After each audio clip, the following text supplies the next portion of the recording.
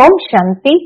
आज 11 जुलाई 2025 के बाबा के अनमोल मधुर महावाक्य सुनेंगे।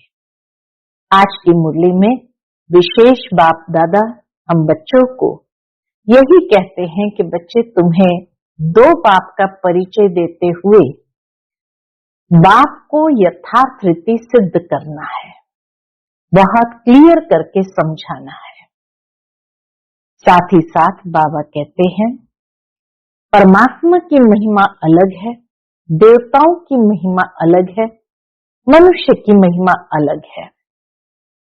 इन तीन बातों को भी बहुत अच्छे से स्पष्ट करना है। परमात्मा निराकार शिव है, फिर दिव्य आत्माएं हैं जैसे लक्ष्मी नारायण, श्री कृष्ण, सब एक नहीं हो सकते हैं, सबकी महिमा अपनी अपनी है। तो यह भी बात बहुत अच्छी तरह से स्पष्ट करनी है।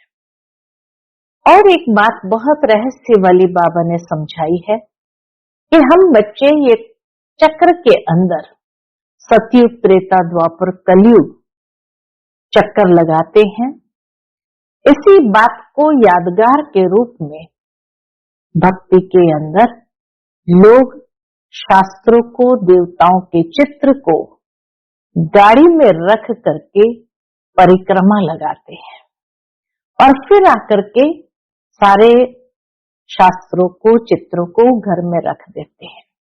बाबा कहे वास्तव में तुमने जो चक्कर लगाया है, ब्राह्मण, देवता, क्षत्रिय, वैश्य, शूद्र, ये सारे काल चक्र का चक्र यादगार के रूप में दर्शाया है।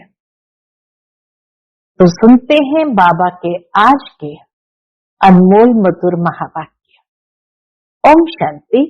मीठे बच्चे, पहले पहले सबको बाप का सही परिचय देकर गीता का भगवान सिद्ध करो, फिर तुम्हारा नाम बाला होगा। आज की मुरली से प्रश्न है, तुम बच्चों ने चारों युगों का चक्कर लगाया है, उसकी रस्म भक्ति में चल रही है, वह कौन सी? उत्तर है, तुमने चारों युगों में चक्कर लगाया, वह फिर सब शास्त्रों, चित्र आदि को गाड़ी में रख चारों ओर परिक्रमा लगाते हैं, फिर घर में आकर सुला देते हैं। तुम ब्राह्मण, देवता, क्षत्रिय, वैश्य, शूद्र बनते हो। इस चक्र के बदले उन्होंने परिक्रमा दिलाना शुरू किया है, यह भी रस्म है। ओम शांति। रूहानी बाप बैठ रूहानी बच्चों को समझाते हैं। जब कोई को समझाते हो तो पहले ये क्लियर कर दो कि बाप एक है। पूछना नहीं है कि बाप एक है व अनेक है, ऐसे तो फिर अनेक कह देंगे।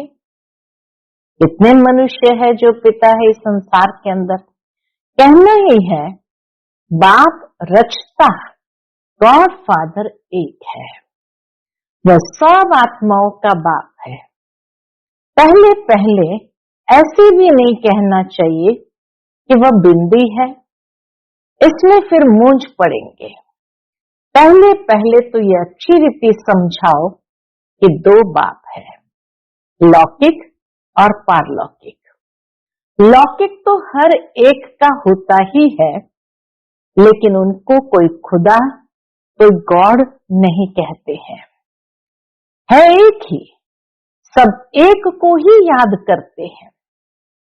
पहले पहले ये पक्का निश्चय कराओ कि फादर है स्वर्ग की रचना करने वाला, वह यहाँ आएंगे स्वर्ग का मालिक बनाने, जिसको शिव जयंती भी कहते हैं। यह भी तुम बच्चे जानते हो, स्वर्ग का रचता भारत में ही स्वर्ग रचते हैं, जिसमें देवी देवताओं का ही राज्य होता है। तो पहले पहले बाप का ही परिचय देना है। उनका नाम है शिव। गीता में भगवान वाच है ना, पहले पहले तो ये निश्चय कराए लिखा लेना चाहिए, गीता में है भगवान वाच, मैं तुमको राजयोग सिखाता हूं, अर्थात नर से नारायण बनाता हूं। ये कौन बना सकते हैं? नर से नारायण कौन बना सकते हैं? जरूर समझाना पड़े भगवान कौन है, फिर यह भी समझाना होता है। सतयुग में पहले नंबर में जो लक्ष्मी नारायण है, जरूर वही 84 जन्म लेते होंगे। पीछे फिर और धर्म वाले आते हैं, उन्हों के इतने जन्म हो न सके। जो पीछे आने वाले हैं, जरूर उनके कम जन्म है। पहले आने वालों के ही 84 जन्म होते हैं। सतयुग में तो कुछ सीखते नहीं है। सतयुग में कोई शास्त्र आदि सीखने की बात नहीं, कोई ज्ञान सुनने की बात नहीं, जरूर संगम पर ही सीखते होंगे। तो पहले पहले बाप का परिचय देना है। जैसे आत्मा देखने में नहीं आती है, समझ सकते हैं, वैसे परमात्मा को भी देख नहीं सकते, बुद्धि से समझते हैं, वह हम आत्माओं का बाप है। ये सब देखने की चीज नहीं है। आत्मा को या परमात्मा को बुद्धि से समझने की बात है कि हम आत्माओं का बाप है। उनको कहा जाता है परम आत्मा। वह सदैव पावन है, एवर प्योर है। उनको आकर पतित दुनिया को पावन बनाना होता है, तो पहले बाप एक है ये सिद्ध कर बताने से क्या होगा? परमात्मा बाप एक है ये सिद्ध कर बताने से गीता का भगवान भी सिद्ध हो जाएगा। तुम बच्चों को सिद्ध कर बताना है। एक बाप को ही ट्रुथ कहा जाता है, बाकी कर्म कांड व तीर्थ आदि की बातें सब शास्त्रों में है। ज्ञान में इनका कोई वर्णन ही नहीं है। शास्त्र में सारे वर्णन है, तीर्थ यात्रा आदि कर्म कांड का, ज्ञान में इनका कोई वर्णन ही नहीं है। यहाँ कोई शास्त्र नहीं। बाप आकर सारा राज समझाते हैं। पहले पहले तुम बच्चे इस बात पर जीत पाएंगे कि भगवान एक निराकार है, न कि साकार। परम पिता परमात्मा शिव भगवानुवाच, ज्ञान का सागर सबका बाप वह है। वह कहता है कि देह के सब धर्म छोड़ मामेकम याद करो। है बहुत सहज बात। आजकल शास्त्र आदि को गाड़ी में रख परिक्रमा देते हैं, चित्रों को ग्रंथ को भी परिक्रमा दिलाते हैं, फिर घर में आकर सुलाते हैं। अभी तुम बच्चे जानते हो, हम देवता से क्षत्रिय वैश्य शूद्र बनते हैं। ये चक्कर लगाते हैं, चक्र के बदले वह फिर परिक्रमा दिलाकर घर में जाए रखते हैं। उन्हों का एक मुकरूर दिन होता है। बाबा कहते ये परिक्रमा लगाने का भी एक मुकरूर दिन रहता है। जब परिक्रमा दिलाते हैं तो पहले पहले ये सिद्ध करके बताना है कि शिव भगवान वाच है। बाबा कहते ये बात सिद्ध कर बताने, शिव ही पुनर्जन्म रहित है। वह आते जरूर है, परंतु उनका दिव्य जन्म है। भागीरथ पर आकर सवार होते हैं। निराकार परमात्मा भागीरथ पर आकर सवार होते हैं। पतितों को आकर पावन बनाते हैं। रचता और रचना के आदि मध्य अंत का राज समझाते हैं, जो नॉलेज और कोई नहीं जानते हैं। बाप को आप ही आकर अपना परिचय देना है। जब तक बाबा खुद आकर के अपना परिचय न देवे, तब तक तो कोई भी जान नहीं सकते हैं। मुख्य बात है ही बाप के परिचय की। परमात्मा की पहचान तो सबको होनी ही चाहिए। वही गीता का भगवान है। ये तुम सिद्ध कर बताएंगे तो तुम्हारा नाम बहुत बाला हो जाएगा। तो ऐसा पर्चा बनाकर उसमें चित्र आदि भी लगाकर फिर एरोप्लेन से गिराने चाहिए। बाप मुख्य मुख्य बातें समझाते रहते हैं। तुम्हारी मुख्य एक बात में जीत हुई तो बस तुमने जीत पाई। इसमें तुम्हारा नाम बहुत बाला हुआ है। इसमें कोई खिटपिट नहीं करेंगे। ये बड़ी क्लियर बात है। बाप कहते हैं मैं तो आकर बच्चों को नॉलेज सुनाता हूँ, पुकारते भी हैं आकर पावन बनाओ, रचता और रचना का ज्ञान सुनाओ। महिमा भी बाप की अलग, श्री कृष्ण की अलग है। ऐसे नहीं शिव बाबा आकर फिर श्री कृष्ण व नारायण बनते हैं, 84 जन्म में आते हैं।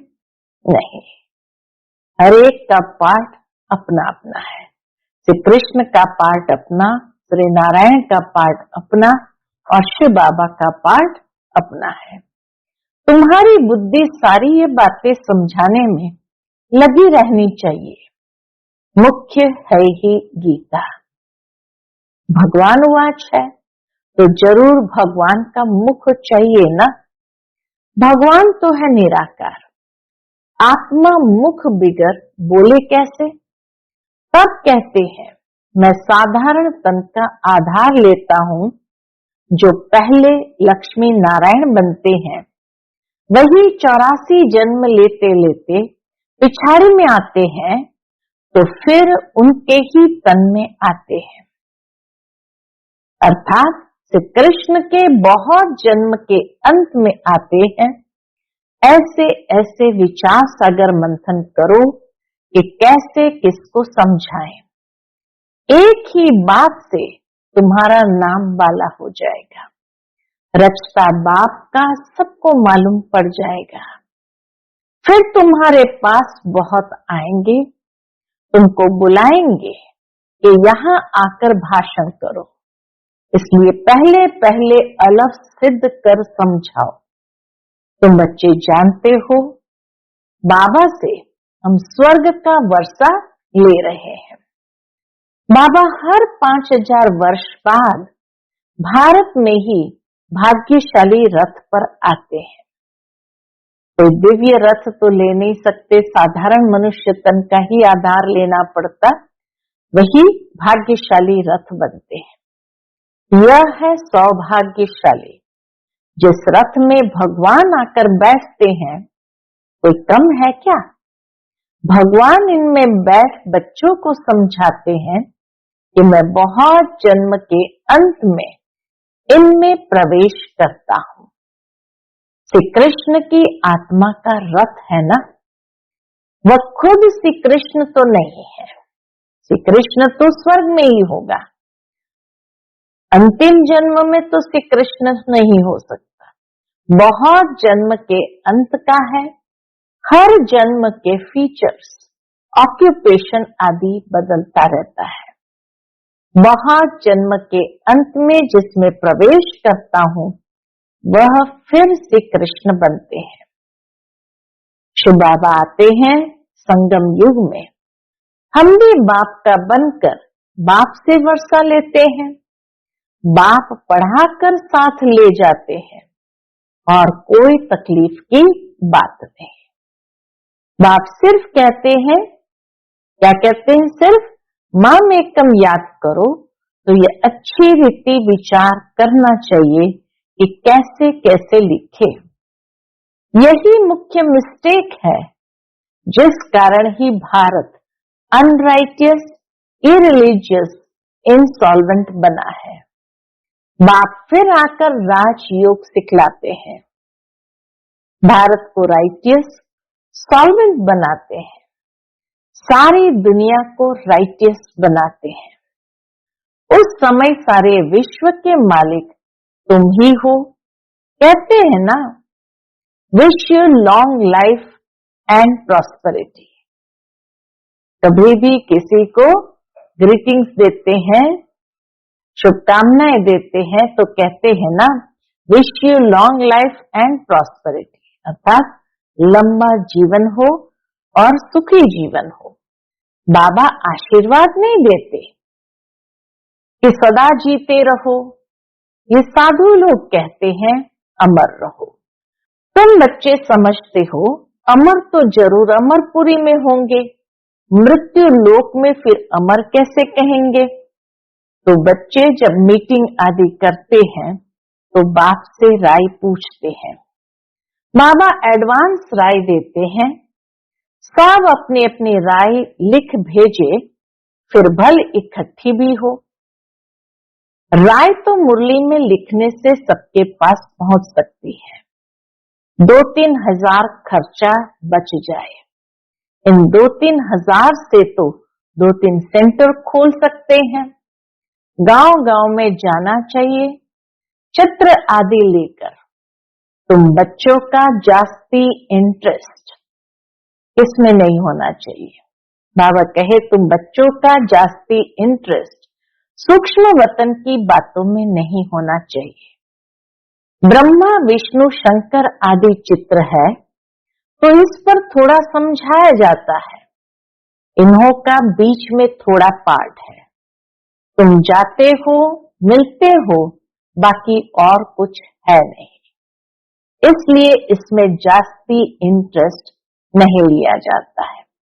संदेशी वतन में जाते हैं, मिलते हैं और कुछ नहीं। तो बाबा कहे इसलिए तुम बच्चों को इसमें इंटरेस्ट नहीं होना चाहिए। यहाँ आत्मा को बुलाया जाता है, उनको दिखाते हैं, कोई कोई आकर रोते भी है, कोई प्रेम से मिलते हैं, कोई दुख के आंसू बहाते हैं। ये सब ड्रामा में पार्ट है, जिसको चिट चैट कही जाए। वो लोग तो ब्राह्मण में कोई की आत्मा को बुलाते हैं, फिर उनको कपड़ा आदि पहनाएंगे। अब शरीर तो वो खत्म हो गया, बाकी पहनेंगे कौन। तुम्हारे पास वो रस्म नहीं है। ब्राह्मणों में आत्मा को बुलाने की रस्म नहीं है, रोने आदि की तो बात ही नहीं। तो ऊंच से ऊंच बनना है, वह कैसे बने। जरूर बीच में संगम युग है जब पवित्र बनते हैं। तुम एक बात सिद्ध करेंगे तो कहेंगे ये तो बिल्कुल ठीक बताते हैं। भगवान कभी झूठ थोड़ी बता सकते हैं। बाबा कहना चाहिए भगवान कभी झूठ थोड़ी बता सकते हैं। फिर बहुतों का प्यार भी होगा, बहुत आएंगे। समय पर बच्चों को सब पॉइंट्स भी मिलती रहती है। पिछाड़ी में क्या क्या होना है वह भी देखेंगे। लड़ाई लगेगी, बॉम्ब्स छूटेंगे, पहले मौत है उस तरफ, वेस्टर्न दुनिया की तरफ पहले मौत है। यहाँ तो रक्त की नदियां बहनी है, फिर घी दूध की नदियां बहेगी। पहले पहले धुआं विलायत से निकलेगा। डर भी वहां है, कितने बड़े बड़े बॉम्ब्स बनाते हैं, क्या क्या उसमें डालते हैं जो एकदम शहर को खलास कर देते हैं। यह भी बताना है किसने स्वर्ग की राजाई स्थापन की। भावक है यह भी बताना है किसने स्वर्ग की राजाई स्थापन की। हेवनली गॉड फादर जरूर संगम पर ही आते हैं। तुम जानते हो अभी संगम है, तुमको मुख्य बात समझाई जाती है बाप के याद की, जिससे ही पाप कटेंगे। भगवान जब आया था तो कहा था माम एकम याद करो तो तुम सतो प्रधान बन जाएंगे, मुक्ति धाम में जाएंगे। फिर पहले से लेकर चक्र रिपीट होगा। बुद्धिज्म, इस्लामिज्म, बौद्धिज्म, तुम स्टूडेंट की बुद्धि में ये सारी नॉलेज होनी चाहिए ना। खुशी रहती है, हम कितनी कमाई करते हैं। यह अमर कथा अमर बाबा तुमको सुनाते हैं। तुम्हारे अनेक नाम रख दिए हैं। मुख्य पहले पहले डिटिज्म, फिर सबकी वृद्धि होते होते झाड़ बढ़ता जाता है। डिटिज्म यानी सबसे पहले मुख्य है देवता धर्म। मुख्य पहले पहले डिटिज्म यानी देवता धर्म, फिर सबकी वृद्धि होते होते झाड़ बढ़ता जाता है। अनेक अनेक धर्म, अनेक मतें हो जाती है। यह एक धर्म एक श्रीमत से स्थापन होता है। द्वैत की बात नहीं, यह रूहानी नॉलेज, रूहानी बाप बैठ समझाते हैं। तुम बच्चों को खुशी में भी रहना चाहिए। तुम जानते हो बाप हमको पढ़ाते हैं, तुम अनुभव से कहते हो, तो यह शुद्ध अहंकार रहना चाहिए कि भगवान हमको पढ़ा रहे हैं। और क्या चाहिए? भगवान पढ़ा रहे हैं और क्या चाहिए? जबकि हम विश्व के मालिक बनते हैं तो खुशी क्यों नहीं रहती? या निश्चय में कहाँ संशय है? खुशी न होने के कारण निश्चय में कहीं संशय है। बाप में संशय नहीं लाना चाहिए। माया संशय में लाकर भुला देती है। बाबा ने समझाया है, माया आंखों द्वारा बहुत धोखा देती है। अच्छी चीज देखेंगे तो दिल बित करेगी, खाए। आंखों से देखते हैं तब क्रोध आता है मारने लिए। देखे ही नहीं तो मारे कैसे? आंखों से देखते हैं तब लोभ मोह भी होता है। मुख्य धोखा देने वाली आंखें हैं। इन पर पूरी नजर रखनी चाहिए। आत्मा को ज्ञान मिलता है तो फिर क्रिमिनलपन छूट जाता है। ऐसे भी नहीं है आंखों को निकाल देना है। तुम्हें तो क्रिमिनल आई को सिविल आई बनाना है। बाबा कहते तुम्हें तो क्रिमिनल आई को सिविल आई बनाना है।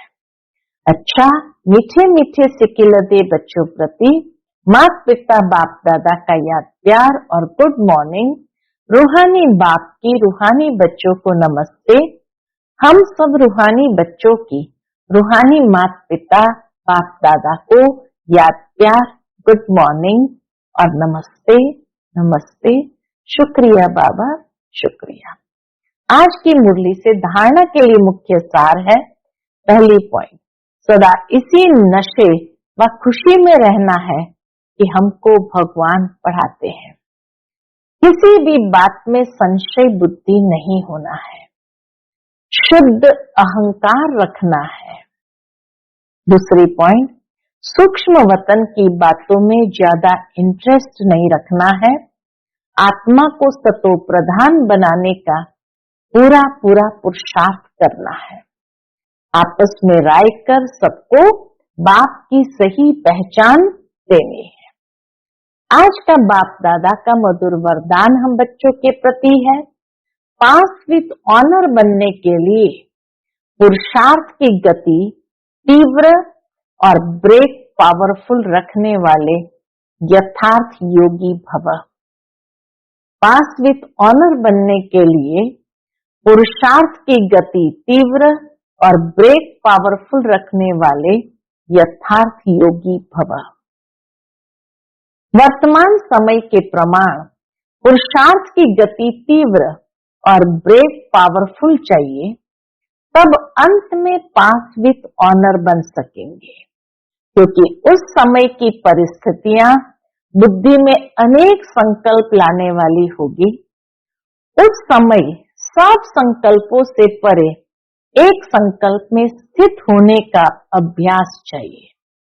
जिस समय विस्तार में बिखरी हुई बुद्धि हो, उस समय स्टॉप करने की प्रैक्टिस चाहिए। स्टॉप करना और होना, जितना समय चाहे उतना समय बुद्धि को एक संकल्प में स्थित कर ले, यही है यथार्थ योग। आज का स्लोगन है, आप ओबीडियंट सर्वेंट हो, इसलिए अलमस्त नहीं हो सकते। सर्वेंट माना सदा सेवा पर उपस्थित। बाबा कहते आप ओबीडियंट सर्वेंट हो, इसलिए अलमस्त नहीं हो सकते। सर्वेंट माना सदा सेवा पर उपस्थित।